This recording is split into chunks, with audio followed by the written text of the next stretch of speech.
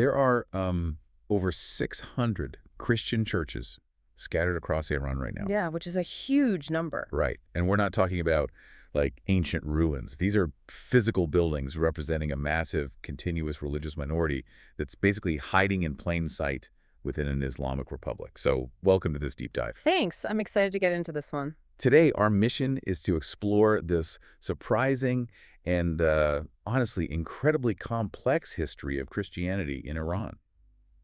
We're looking at a stack of fascinating materials for this. We have a really in-depth heritage and architectural report on Iranian churches, along with some academic research detailing the history of Christian communities across various Persian empires. Exactly. And I want to emphasize right up front for you listening, this isn't just, a dry tour of old buildings. Definitely not. It is an absolute masterclass in how religious diversity has been utilized as a tool for economic power, for geopolitical strategy, and for cultural survival. Okay, let's unpack this. To really unpack it, we have to fundamentally reframe how we view this region's history. I mean, right from the start. Right. To understand the endurance of these communities, you really must look closely at how the rulers managed minorities over the centuries.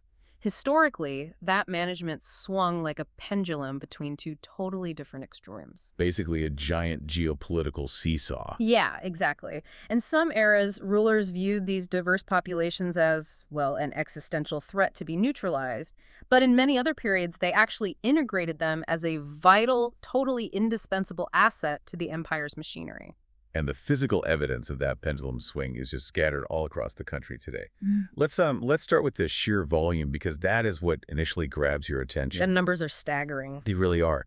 Heritage and travel registries repeatedly document about 600 churches across the Iranian landscape. 600? It is a striking footprint, especially for a country where Christians make up like a very small percentage of the contemporary population. But when you actually dig into the public records to see how many of those are functioning as everyday active parish churches, the number drops pretty significantly. Right, there's a huge gap there. The best supported estimates land somewhere between 250 and 380 officially recognized functioning churches. Which leaves a massive remainder. You've got roughly 220 to 350 churches that are not active in the traditional sense of, weekly worship. So what are they doing? They're historical sites, seasonal pilgrimage destinations, abandoned ruins, or primarily just touristic markers. Yeah, and some of these are massive globally recognized heritage sites. We're talking about the UNESCO-listed Armenian monastic ensembles. Oh, wow. That includes the Monastery of St. Thaddeus, St. Stepanos, and the Chapel of Zordzor.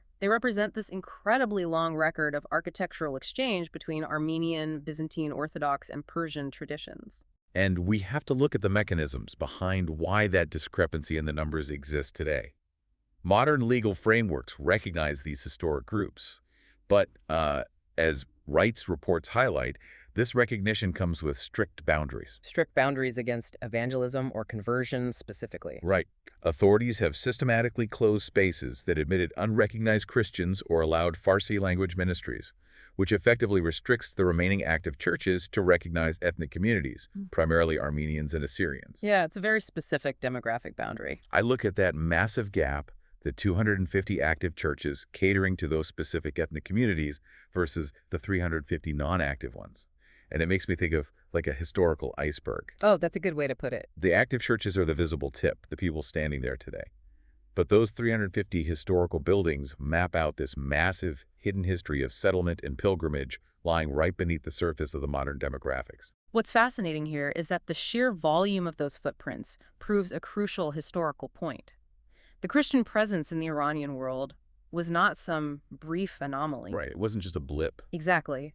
Or a temporary import brought in by modern foreign powers, which is a common misconception. It is a deeply rooted historical constant that arrived well before the advent of Islam. So to understand how that iceberg of 600 churches got built in the first place, we have to travel back nearly 2 millennia. Way back. Yeah, we have to look at how the early Persian emperors played what was essentially a geopolitical chess game with religion. Let's dive into the Sasanian Empire. The Sasanians really set the blueprint for this dynamic. By the 2nd and 3rd centuries, Christian communities had already developed across Mesopotamia and western Iran.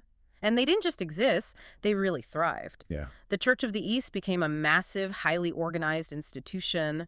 And they were incredibly outward-looking, right? These Persian Christians were actually part of one of the earliest global missionary networks in world history. Hmm. They were connecting Central Asia, India, and going all the way to China. Yeah, the scale of their network was incredible, and the Sasanian emperors had to figure out how to handle this highly organized, globally connected network functioning inside their own borders. Which couldn't have been easy. No, but under early rulers like Yazdegerd the Huge, the approach was incredibly pragmatic. He used tolerance as statecraft. That sounds remarkably progressive for the ancient world, but I'm guessing it wasn't born out of modern human rights ideals? Not at all. It was a purely calculated balancing act. At the time, the Zoroastrian clergy held an enormous amount of sway over the empire, Yeah. and they were becoming politically overbearing. So by granting Christians the freedom to organize openly and strengthen their own institutions, Yazdegerd created a counterweight. No. Very. He moderated the power of the Zoroastrian priests and basically stabilized his own imperial governance by keeping the factions balanced. Here's where it gets really interesting. Because earlier rulers, like Shaper II, took the exact opposite approach. Totally different strategy. He initiated severe, brutal persecutions of Christians across the empire. And the research points out that this persecution wasn't just driven by arbitrary religious hatred. It was pure, unadulterated geopolitical paranoia. Yeah, because of the massive geopolitical shifts happening over in Rome. Exactly. The Roman Empire had begun to officially adopt and identify with Christianity. So suddenly, Shaper II looks at the Persian Christians living inside his own borders and doesn't just see a different faith. He sees potential spies. Yes, he sees political liabilities tied to his greatest rival. I mean, think about the sheer geopolitical whiplash of that. Isn't it wild how a shift in a rival empire's state religion suddenly makes your own domestic citizens look like a national security threat? It's wild, but it perfectly synthesizes the core pattern running through these sources. When religious diversity was incorporated into the state administration, when it was used as a stabilizing counterweight, the empire actually grew stronger. Right, like under Yazdegerd. Exactly. But when it was viewed through the lens of suspicion and geopolitical rivalry, society fractured and violence followed. And that dynamic, the idea of managing a minority community to specifically boost the empire's power, reached its absolute peak centuries later. Oh, absolutely. If we fast forward to the Safavid dynasty, specifically the turn of the 17th century, we arrive at one of the most brilliant and frankly ruthless economic strategies in history. You are talking about the policies of Shah Abbas I. I am. At the start of the 1600s, Shah Abbas enacts a policy that fundamentally changes the demographic map of Iran. He forcibly relocates tens of thousands of Armenians from the border region of Old Julfa. A massive forced migration. Yes, marching them deep into central Iran to create a new suburb called New Julfa, situated right next to his royal capital in Isfahan. And we really have to understand the mechanics of why he did this, because Yeah. this was not a punitive exile to a wasteland. No. It was a highly calculated economic draft. But I have to push back on the logic of the Shah's plan here. He rips them from their ancestral homes by force, marches them across the country at great human cost, but then, once they arrive, he gives them almost total autonomy. Pretty much. He allows them to build their own schools, run their own communal administration, and hands them massive monopolies over international trade. It feels incredibly contradictory, like, I'm going to forcibly uproot you, but then give you the keys to the national economy. It definitely seems contradictory until you view it through the lens of early modern statecraft. If we connect this to the bigger picture, Shah Abbas was looking at the global economy. Okay. He wanted to dominate the incredibly lucrative international silk trade. To do that, you didn't just need raw silk from the northern provinces. You needed the mechanisms to sell it to Venice, to the Dutch, to the English. Oh, and the Armenians had those connections. Exactly. The Armenian merchants of Old Julfa already possessed the established family networks, the trusted credit systems, the linguistic skills, and the mercantile expertise spanning from Europe to Asia. So he essentially acquired their entire corporate infrastructure by physically moving the experts to his capital. Precisely. By moving them to central Iran and making them comfortable, granting them religious freedom, low taxes, and legal autonomy, he converted a vulnerable border minority into the ultimate strategic asset. Wow. The Armenian merchants became the diplomatic and economic emissaries of the Safavid state. He bound their financial success entirely to the success of his empire. And Julfa didn't just become a commercial trading post. Because of that sudden concentration of wealth and security, it evolved into a massive hub for education, for manuscript copying, and for early printing. Which really demonstrates that cultural flourishing requires underlying economic and legal security, even if the origins of that settlement were born out of a forced migration. So, if Shah Abbas successfully relocated these newly wealthy merchants to the heart of his Islamic capital, how did they physically build a space that flaunted that wealth and maintained their culture without triggering a religious backlash from the local majority? That tension right there is exactly what created Vank Cathedral. Yeah. Formerly known as the Holy Savior Cathedral, constructed in New Julfa in the mid-17th century. It is the perfect physical embodiment of this delicate Armenian Safavid synthesis. When you analyze the physical structure, the exterior of Vank Cathedral is totally restrained. Very understated. Yeah, it uses brick and mud brick construction, and it has this low-key massing, meaning the physical bulk and shape of the building is kept intentionally modest and grounded, rather than towering aggressively over the city. And the dome is interesting, too. Right. It features a double-shelled dome that looks exactly like the mosques and secular buildings of Safavid Isfahan. The UNESCO reports note this was done deliberately to avoid any conspicuously church-like features that might cause confessional tension. Because they were building a massive Christian cathedral literally across the river from the seat of an Islamic empire. Exactly. Blending in was a matter of diplomatic survival. It's essentially a cultural speakeasy.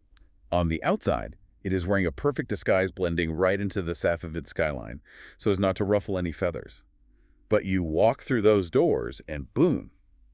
The interior is a lavish explosion of global Christian art. The contrast is intentionally dramatic.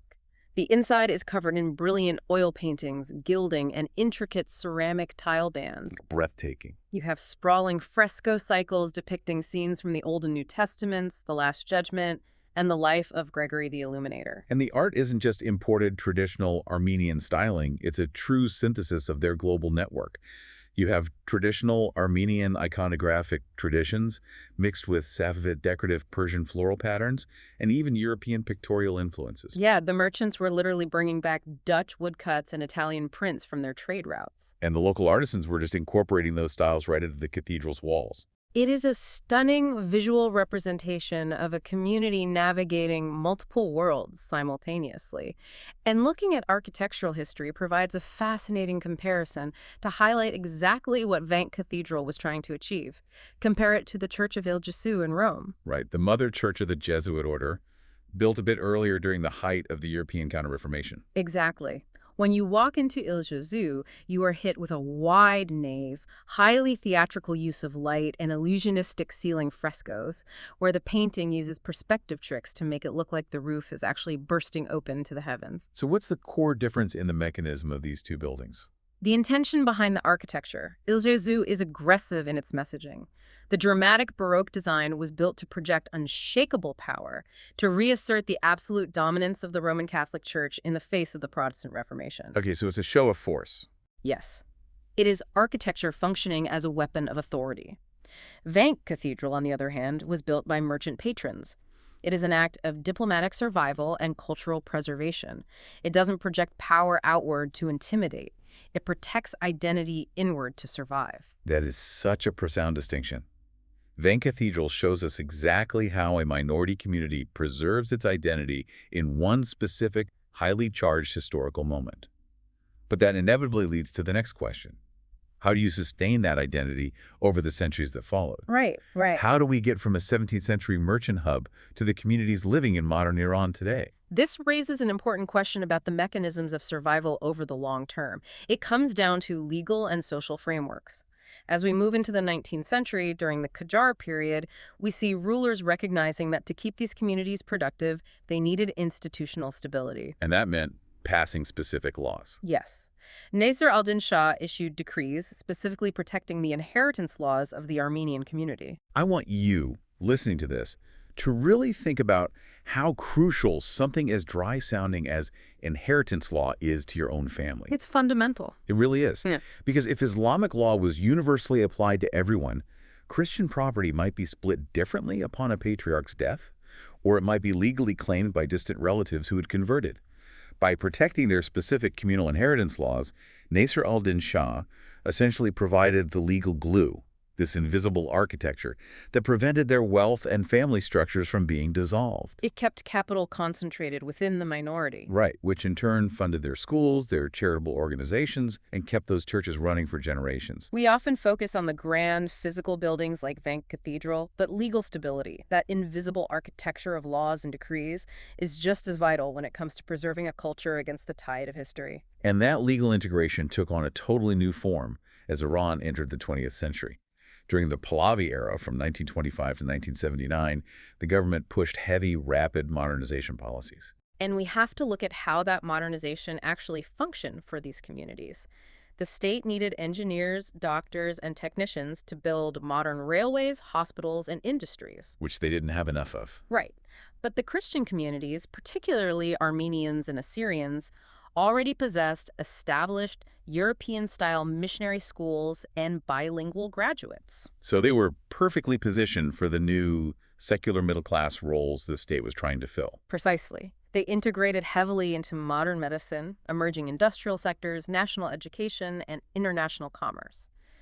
The state wasn't necessarily promoting religious pluralism as some grand philosophical ideal. It was just a matter of national industrialization and utilizing the most skilled labor available to modernize the country. It broadened the avenues for these communities to participate in national life far outside their historic enclaves. Exactly. Which brings us to contemporary Iran. As we established at the top of this deep dive, the situation today reflects both the long continuity of these ancient communities and the very real constraints of the modern political environment. It's a complex reality. It is. Christianity remains an officially recognized minority religion, standing alongside Judaism and Zoroastrianism. These historic communities are legally permitted to maintain their historic churches, run their schools, and operate their cultural organizations. But that legally recognized status operates within a highly regulated framework. The ongoing debates and legal enforcement around religious freedom primarily target conversion from Islam and evangelism. Right. As we noted earlier, crossing those boundaries results in the closure of spaces, determining exactly which churches remain open and active today. Stepping back from all of this, looking at the entire sweep of the Sasanian emperors, the Safavid silk merchants, the Qajar legal decrees, and the modern era. So, what does this all mean? Well, it means that the story of these 600 churches is not a niche architectural footnote. It is a continuous narrative about power, pragmatism, and survival. I think it proves to you, the listener, that diversity isn't just some modern social buzzword. Historically, when rulers actually embraced it, when they integrated minority communities into the legal and economic fabric of their empires, like Yazdegerd balancing his clergy, or Shah Abbas leveraging his silk merchants, it acted as a massive engine for economic resilience and innovation. It made the whole society richer and more stable. And conversely, when fear and geopolitical paranoia drove rulers to treat those same communities as domestic threats, it only led to internal fracture. Yeah, the historical record is pretty clear on that. We started this deep dive looking at a discrepancy in numbers. These fossilized footprints of brick and stone spread across the Iranian landscape. We journeyed from the geopolitical paranoia of the ancient Sasanians through the forced migrations and brilliant economic strategies of the Safavids to the invisible legal architecture of the Qajars, right up to the complex realities of today. And at the center of it all stands Vank Cathedral. Vank Cathedral, the ultimate architectural chameleon. It survived the centuries by putting a culturally camouflaged, perfectly polite, Safavid-style brick dome over a vibrant, radically different interior. And I want to leave you with a thought to chew on based on that very idea. A protective shell for a vulnerable truth. Exactly. In our modern world, which is so often defined by intense ideological clashes, intense polarization, and the pressure to conform to whatever the dominant narrative is, what digital spaces, what cultural institutions, or even what aspects of your own personal life are currently building their own brick domes? Where are we quietly disguising the exterior? Yeah, just so we can protect the diverse, vibrant, and complex ideas living inside. It's a strategy as old as empires. Something to think about.